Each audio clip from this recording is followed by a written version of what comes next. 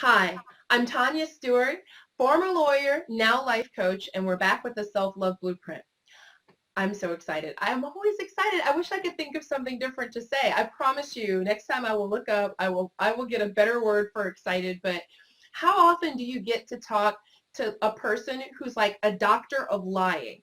Okay, all right. She's a licensed clinical psychologist, but I like doctor of lying better. Her name is Dr. Courtney Warren. I know she's laughing. Her I name's have to Dr. Courtney laugh. A Warren. doctor of lying. It sounds Is so that oxymoronic, is doesn't that it? not awesome? You can get like a doctorate. Like I have a doctorate in lying.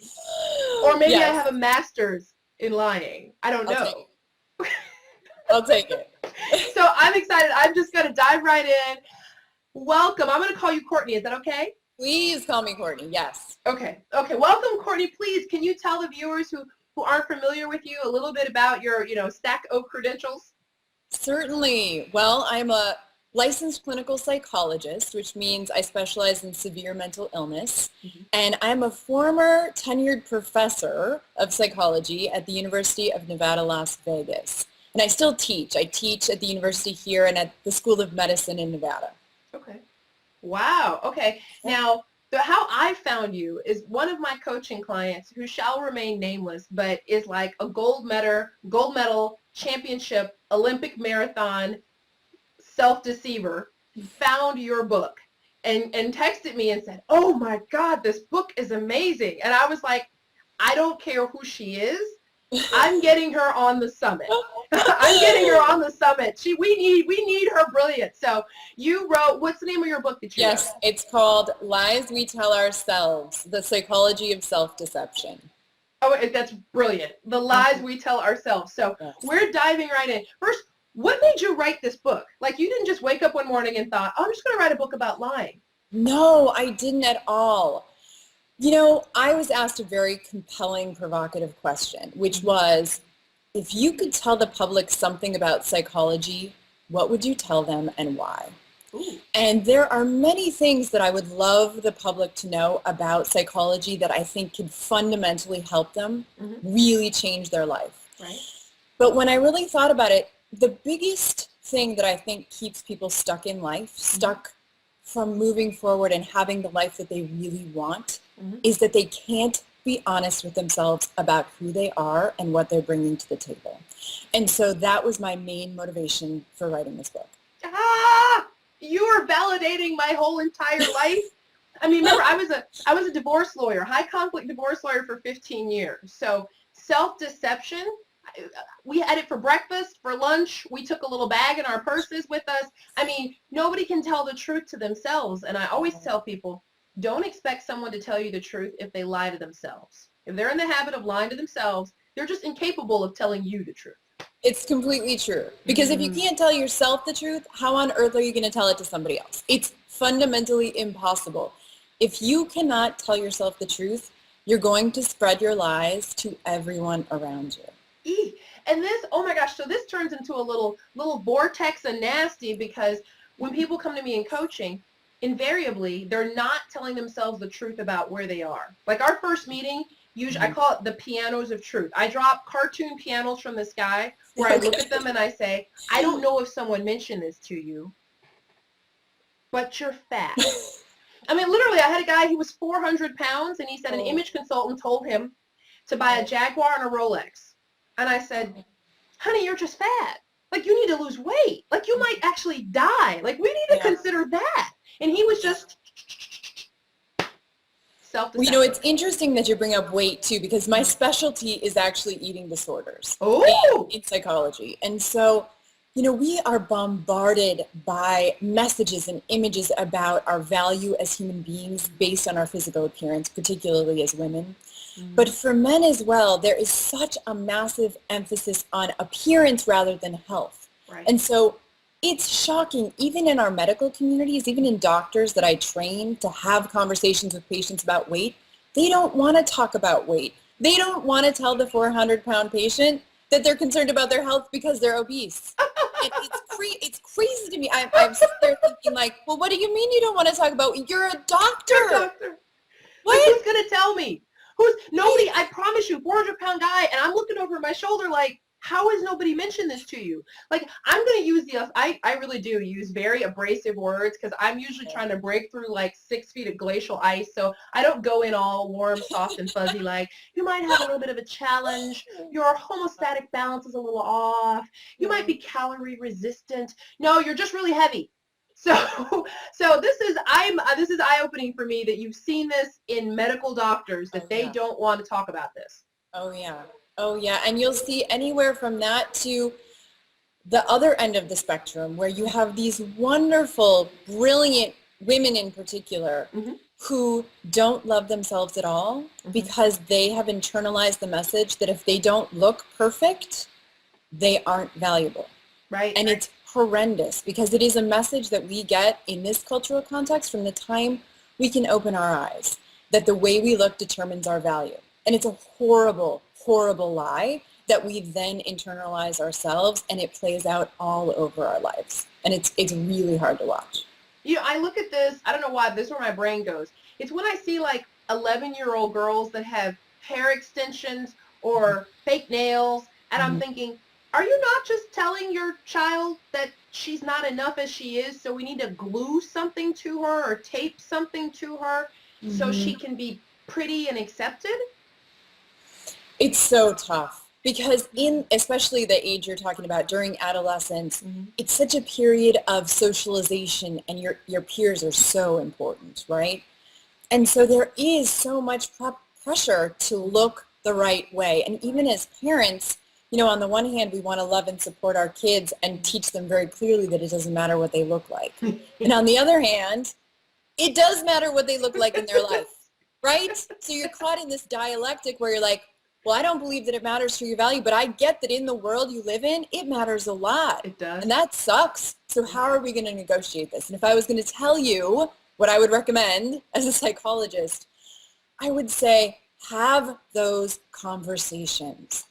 The first thing you as a parent want to do, or you as a loved one, you don't have to be a parent, you could be your best friend or your sister or whomever, is to say, well, of course we love you. Of course you're perfect the way you are. The truth is they don't believe you because that's not what they believe about themselves. Right. So the best way to proceed is to say, why do you think that? Where did you learn that? Do you want to believe that? And once they start that process of personal questioning and evolution, then welcome to life. You're in the process of becoming an adult and making choices. Oh my gosh. So Cortney, what you just said is brilliant because really what you've done is you've activated the searching function of the mind. If you can get the mind to start questioning that, it'll pick it apart, it'll play the movie, it'll go back, it'll give you all the things. And then if you look and see, well, Aunt Gertrude told me that and I don't even like her. Right. Then you can debunk it. You can pull the pillars and the support from underneath these ideas. Because these are the ideas, I think, that keep people from loving themselves. They get junk that just accumulates, you know, in our hard drives, and they never go in and clean it out. They never wonder where it comes from. So I think that's a writer-downer. That's a great tool when you're talking to somebody else where you can see this in them. Don't attack it. Just ask the question. Start the conversation. Okay. Definitely. Okay, okay. Oh, I feel good about that. So tell me, here's a big giant whopper of a question. Please. What does lying to ourselves do to our self-love? Like, how does that impact the way we view ourselves in the world and how we can show up?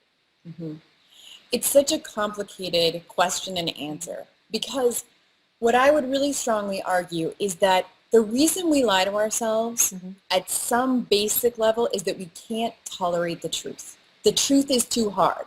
The truth that I'm 400 pounds is too hard. The truth that I don't feel good about myself unless I'm wearing a designer handbag or I am messing up all of my romantic relationships because I keep recycling the same crap with every new partner is too hard for us to admit. So we lie to ourselves as a protective mechanism. And that's very important because there are times in our lives where we aren't really strong enough to admit the truth. So think about a kid.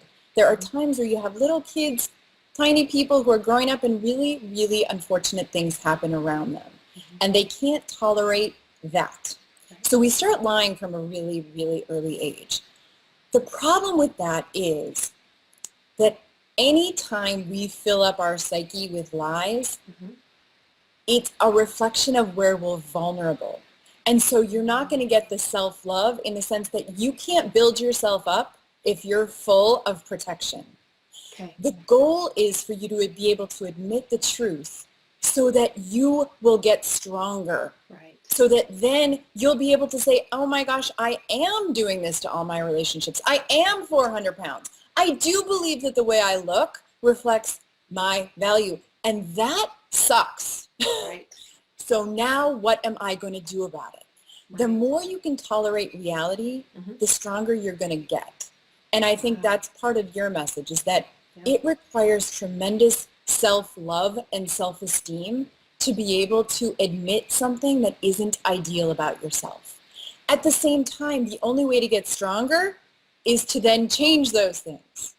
So you have to be able to acknowledge that the truth is real and then do something about it to love yourself more. This is very much like, you know, if you take a famous example like the 12-step program, AA, because they start off with that first statement of awful truth. My name is such and such, and I'm an alcoholic, and I'm powerless over alcohol, which is got to be a terrible, scary thing for anybody to say. Yes. And then they go forward and try to do something about the fact that they're powerless over the alcohol.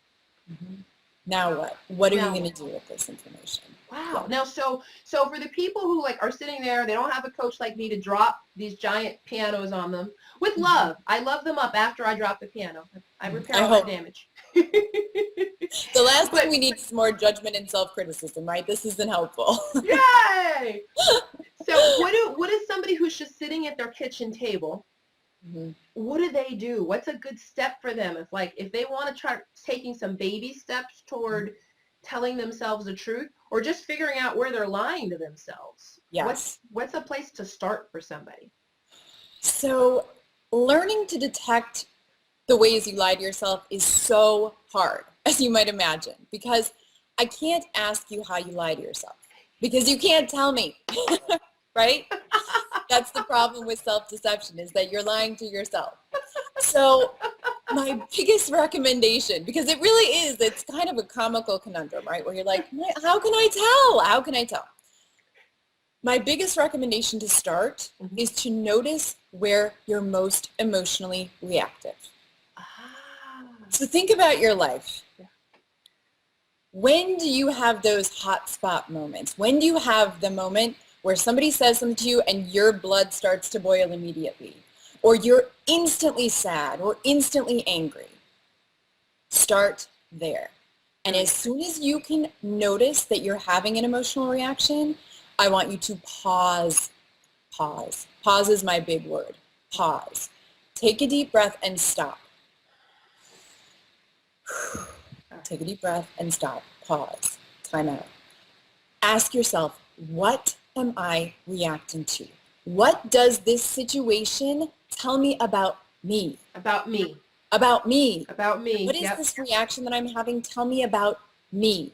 Because usually when we're having an emotional reaction, we just kind of blow up and then we blame our circumstance. It's you, and that over there, and my childhood while we're at it. Right. Right? Right. No. You have to pause and say, what am I reacting to, and what does it say about me? And it very well might lead you back to your childhood. But the important thing to understand is that your childhood is a part of who you are today and who you became and how you got here. And so the only way for you to understand how you lie to yourself is to start noticing your behavior as an objective observer without that running wheel of protection that's going to say, no, you, or I'm not responsible because, or I'm going to give you this wonderful rationalization for why I am the way I am. It's for you to pause and start taking responsibility for where your emotion comes from. Once you figure that out, again, you're going to be at a crossroads to change or not to change. How are you going to use this information to your benefit? That is the question. And let me be very clear. If you realize something about yourself and you don't change, that is a choice. And that is your responsibility, and you will have to bear the brunt of the consequences for not changing once you admit something about yourself that you don't like. Oh my gosh, Cortney, you just you're preaching to the choir. I love it. Like I said, the client that led me to you, he's in an abusive relationship triangle. And Okay. we got one of the legs stabilized. The leg where he's in with the narcissist has been picking on him. We have that one doing pretty well. But he, of course, has developed abusive behavior to another person. Oh, yeah. Yeah, and so it's like he knows it. It's true. He hates it. And is he having the hardest time just breaking it off and stopping himself? And I told him what you said. I said, now that you know that you're doing this and you know that it's wrong and you know it's destroying your self-love and your self-esteem, right? It's a choice for you to keep not doing it. It's not a default. It is. In this way, ignorance is bliss. I hate to tell you, that. Right? Because until you're aware of something, you kind of psychologically get a little bit of a pass. It still negatively affects you, as you're saying, because it reduces your capacity to love yourself and to grow and move forward. But it doesn't hit you as hard as the moments in life that we all have where we say, I know better. I am the alcoholic who shouldn't be drinking, and I just had a drink, and I know better. I know better. I know better, but I can't do better. Is something. It's just a theme that I keep hearing from folks, and I'm like, I really like your idea to pause. The beginning word I would use for that is look for what's triggering you, because there are things where you're just cruising along, X happens, and you're just hot. You're hot or you're melted, and that is what Dr. Cortney's talking about. That thing that triggers you. And she's telling you, this is great. You're validating my coaching practice. Thank you. Because I tell people, don't ask about what the idiot did. Ask about you. Always. Don't make it about them. Always. Ask about you. Why did that just piss me off? Why am I why am I mad for 4 hours and I can't calm down? Yes. And as you do that, as you pause, then you go on to step 2, let's call it, where you have to analyze your thoughts. Okay. What is going through your mind? So you realize you have this emotional reaction. Right. What are your thinking patterns? Because those patterns will be very indicative of what you learned and where you learned it. And I promise you there will be lots of lies in those thoughts. Right. Lots of them. Right. Tons of them. Tons and tons and tons of lies we tell ourselves to justify who we are and why we're having certain emotional experiences. His lie is, I'll be alone. I'm afraid of being alone. I don't want to be alone. So if I leave this crappy relationship where I'm being a horrible person, then I'll be alone. I'll be alone forever. And I don't want to be alone forever. So apparently that justifies anything. And I would, of course, go back to what evidence do you have that you're going to be alone forever? So as you start analyzing your lies, I want anyone listening to this to literally sit down with themselves and write down, what evidence do I have that this thought is accurate? Right. Do you have any evidence that you're going to be alone forever? Besides the fact that you can't predict the future, probably not. Do you have any evidence that you're not going to be alone forever? Well, I'm going to guess that you could probably rattle off a long list of people you've dated in the past and friends that you've had and family members you've had that would lead me to believe that you're not alone. Right. So the likelihood that you're going to be alone forever is really low, which means to me that your thought is a lie. Right. Right? God bless the ego and all the lovely lies it tells us. Oh, our ego, our lovely ego. Yeah. So if I'm sitting here and I am doing this process and now I've spotted the lie. Okay, I'm lying to myself. I'm not going to be alone forever. Now what do I do? Like now I feel like I suck. I caught myself in a lie. Yep. Where's my next spot? So for a little moment, you're going to have like this pain, twinge of embarrassment, twinge of discomfort, to full-blown ouch, ouch, ouch, ouch, ouch, ouch. I might cry. That I now realize that there's this lie I've been telling myself probably for many years that has probably had lots of negative consequences for me in my life, right? So first realize that it's probably not going to feel good in the short term. In the long term, the beauty of this now is you get to say, I've been telling myself this crap for years, and it's not true. And so what I need to do is to practice reframing my thoughts to be accurate and helpful. So instead of saying the next time you want to be mean to this person over here for your client because you're reacting to your own issue, you're going to say, I am aware that right now I would like to be mean to her because I'm feeling insecure. I'm feeling insecure because I am used to telling myself that I'm going to be alone forever. I am pausing. I'm taking a deep breath, and I'm going to choose to do it differently. I am going to choose instead to say, I am actually not going to be alone forever. In fact, I could choose to create whatever life I want with many people in it. Right. And the truth is, I don't want to be a mean, narcissistic person who hurts other people. So I'm not going to let myself get away with being mean to her anymore. Right. Instead, I'm going to take a moment to myself to start working on my own insecurities, perhaps get a really good therapist, and process through what I need to work on so that I feel good enough about myself that I will never have to put someone else down ever again. That's awesome. And I really hope you're watching this. I want you to use this example, a real life example, to model out of whatever lie you're telling yourself. I mean, if you're watching this right now, you already know what the lie is. You know the lie is that you're going to start working out. You know the lie is you're going to finally tell that friend of yours who sucks the soul out of your body that maybe you guys need to spend a little bit more time apart. You know, and you're lying to yourself that it's an okay relationship. It's not. You're lying to yourself that your child hasn't grown distant and there's nothing the matter. There's something wrong and you can feel it. So you know what your lie is. And now Dr. Cortney is giving you a way to reframe it. I like the word, reframing it. And I like it not like a house. I like it like a picture because I'm big into art. You imagine just taking it out of the frame that it's in and finding a frame that fits better. She said helpful. Find a frame that's more helpful instead of hurtful to your life. Absolutely. And as you think, if you use that house idea, which I think is lovely, you really can think about what you learned in your early childhood, because it is very important. I'm a psychologist, of course, here speaking, but we start learning about ourselves and our environment from a very early age, and it will influence how you evolve over time. Of course it will. And so if you realize that you learned from a very early age, you're always going to be alone because you were abandoned, because you had abusive parents, because of whatever happened, you pull that out and you say, you know what, I did learn this, but it isn't true anymore.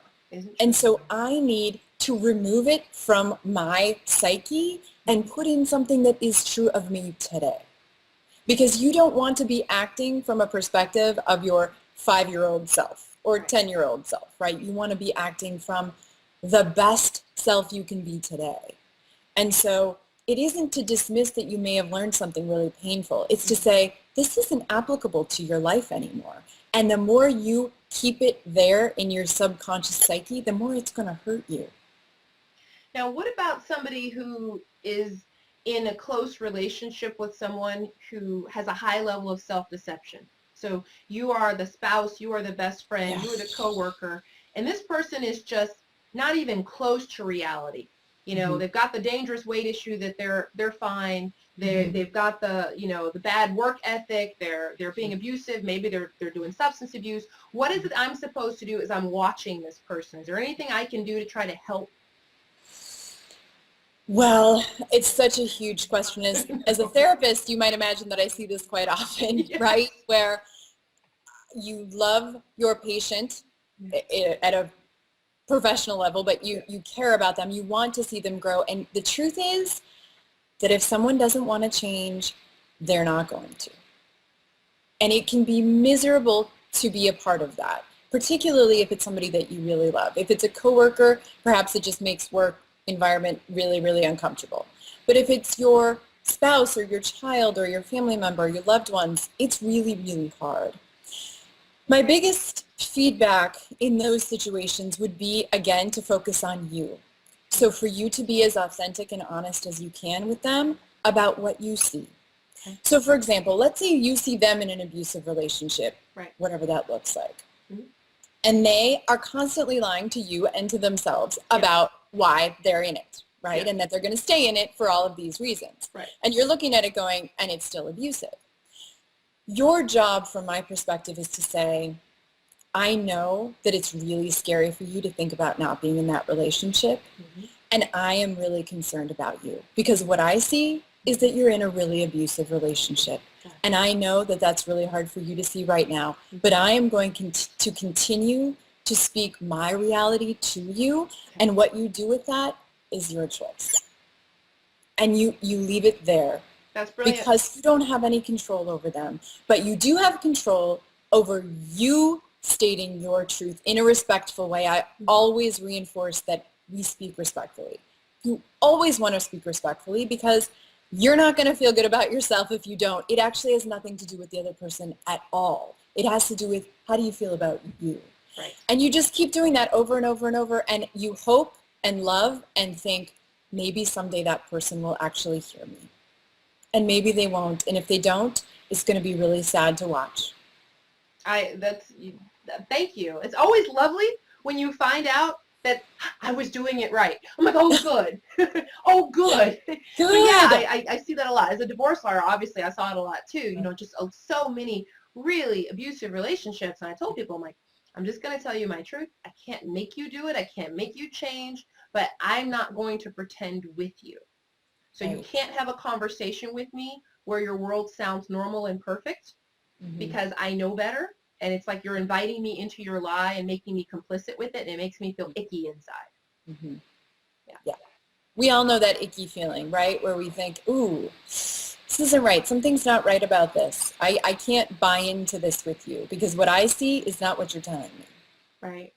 Oh my gosh, this is like the world's most interesting topic. I really think that when at the beginning of the interview you said something that was just so true, that the biggest reason that people are stuck and can't get where they're going, what I tell people is because they're not where they think they are. You can't plot a map. You have to start from A and you chart it to B. But if you're not at A, your plan won't work. And I think the self-deception is the part that keeps people from progressing because they're lying about their skills or they're lying about their goals or their dreams or what they're willing to pay for what they're wanting. You know, I see that a lot as a coach. People say, oh yeah, I'm all in. No, you're not. No, you're not. Uh-huh. I'm sure you see it all over the place, and it really is such a profound influencer because you can't change if you don't admit the truth. You fundamentally can't. You won't even know that you're doing it, right? Right. So you have to start with honesty, and honesty with yourself is far, far harder than anything else you'll probably ever do in your life. Because it's like looking in the mirror, and my job as a psychologist is basically to be a mirror for you and to show you what I see. And that is really hard. Doesn't mean there aren't beautiful things about all of us. There are wonderful resiliency factors. There are wonderful ways that we cope. But the ways that we lie to ourselves are so hard to change because we're so protected against them. We're so protected. We just don't want to admit it. I'm going to be in denial. I'm going to rationalize. I'm going to justify my emotions. I'm going to do anything I can to not admit that because if I admit it, it hurts and I have to change. It hurts and I don't want to do either of those. I don't want to feel hurt and I don't want to have to change because changing might mess up my whole life. Right. But changing might profoundly help your life fulfillment as well. You are so... Okay, everybody, you can just clap in your kitchen. I'm clapping for Dr. Cortney because this was brilliant. This was clear, you know, and I want you to have more of her. So Dr. Cortney you've given a TED Talk, right? Yes, I did. And I disclosed some of my own self-deception in that talk, to be perfectly honest. Yeah, I gave a TED Talk on self-deception and why it's a problem and how we all do it. Fabulous. So we're going to make sure that we get you a link and we'll be able to watch your TED Talk, and you're giving us a PDF. So for people like me who like to actually skim through documents quickly, then I don't have to go, oh my gosh, I have to try to forward through this video. So we get it in both ways. So we basically get a good encapsulation of more of Dr. Cortney on this awesome issue of self-deception. Thank you for that. Fantastic. Thank you. It was a pleasure to talk to you. Oh my gosh. And I really hope that it helps any of the viewers It's a journey. It's a lifelong journey. It never ends. I wish I could tell you like, hey, I figured it out. I know myself. I don't lie anymore. It's never going to happen. It's just never going to happen. But I do promise that it gets easier. It does get easier. The more you practice, the easier it gets to see it in yourself.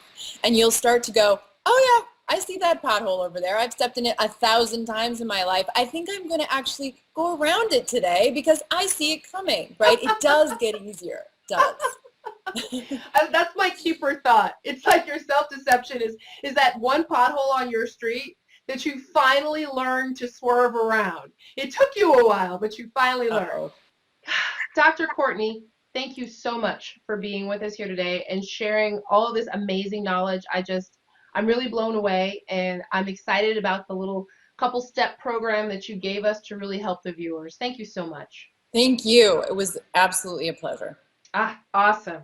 All right, you don't disappear because I want to say thank you to you again. For all you viewers, you come on back to the Self-Love Blueprint. Look at the cool things we're teaching you. We're diving into self-love. We are helping you create that life you want from the inside out. See you soon.